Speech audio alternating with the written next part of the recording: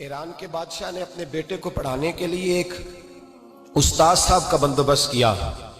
استاد صاحب کو کہا کہ میرے بچے کو دین پڑھائیے، میں چاہتا ہوں کل اس نے عنان حکومت کو سنبھالنا ہے تو یہ دین سے آگاہ ہو جائے، اس کو کچھ سکھائیے، پڑھائیے۔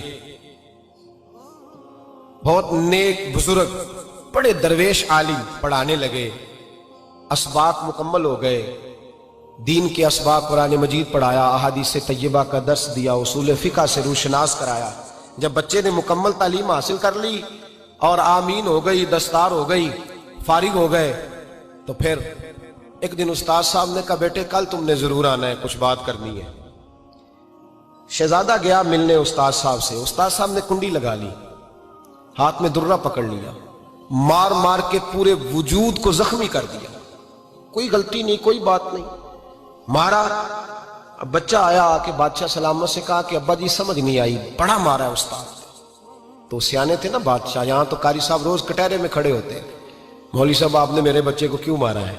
آپ 8,000 کے مولوی ہیں، میرا کئی کروڑ کا بچہ ہے، سویرے بدل لیں گے، خبردار آپ نے بچے کو ہاتھ لگایا، اپنی حیثیت میں رہے معاذاللہ۔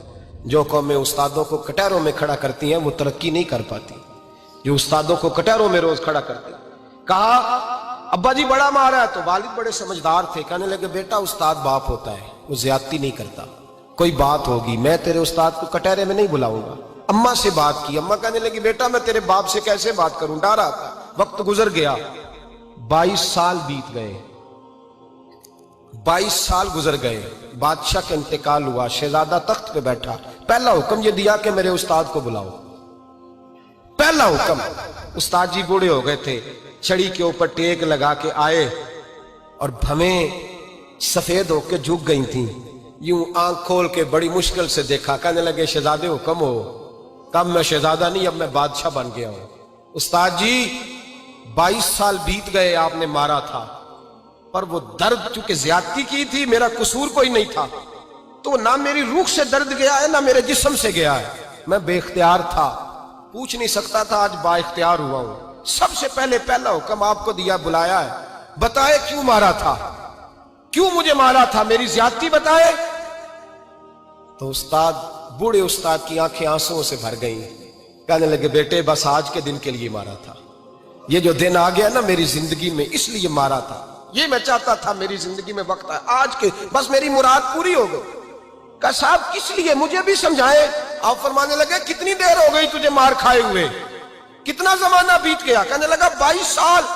فرمایا زخم بھولے تو نہیں، درد ختم تو نہیں ہوئی، تمہیں بات ایک منٹ کے لیے بھی تمہارے حافظے سے محو تو نہیں ہوئی؟ کہ استاد جی روز رات کو یاد آتی، روز خیال آتا تھا۔ استاد کہنے لگے بھائی تو بے اختیار تھا، پوچھ نہیں سکا، 22 سال تجھے یاد رہا، مجھے پتا تھا تو ایک دن حکمران بنے گا، میں نے تجھے اس لیے مارا تھا کہ بیٹے یاد رکھنا، کسی پہ ظلم نہ کرنا، اگر تجھے 22 سال تک یاد رہا ہے تو جس پر تو ظلم کرے گا اسے بھی قیامت تک یاد رہے گا، اور یہ یاد رکھنا تو آج با اختیار ہوا تو تو نے مجھے بلا لیا ہے، قیامت کے دن غریب با اختیار ہو جائیں گے، مظلوم با اختیار ہو جائیں گے، وہ با اختیار ہوں گے، للہ الواحد القہار، رب کریم کی بارگاہ کے اندر ان کا اختیار ہوگا، اکیلے اللہ کی حکمرانی ہوگی، پھر وہ بلائیں گے بڑے بڑے کج کلاہ، دنیا میں جن کی پگڑیاں اونچی تھیں وہ سر جھکائے کھڑے ہوں گے، دنیا میں جو ڈکٹیٹر بنتے تھے ان کی پشتیں لال ہوں گی، ان کو غدار لکھا جائے گا، قیامت تک نہیں بھولے گا۔ ظلم کرنا تو سوچ سمجھ کے کرنا، اتنا کرنا جتنا تم سہ سکتے ہو، اتنی زیادتی کرنا جتنی قیامت میں تم برداشت کر سکتے ہو۔ میرے نبی کریم صلی اللہ علیہ وسلم نے فرمایا ظلم سے بچو، یہ قیامت کے اندھیروں میں سے ایک اندھیرا ہوگا، زندگی میں زیادتی نہ کریں، اگر تھوڑی دیر کے لیے کوئی چیز برداشت کر جائیں گے تو وہ فائدہ دے جائے گی، کچھ دیر کے لیے اگر سہ جائیں گے تو نفع مل جائے گا، سہنے کی کوشش کریں لیکن زیادتی نہ کریں۔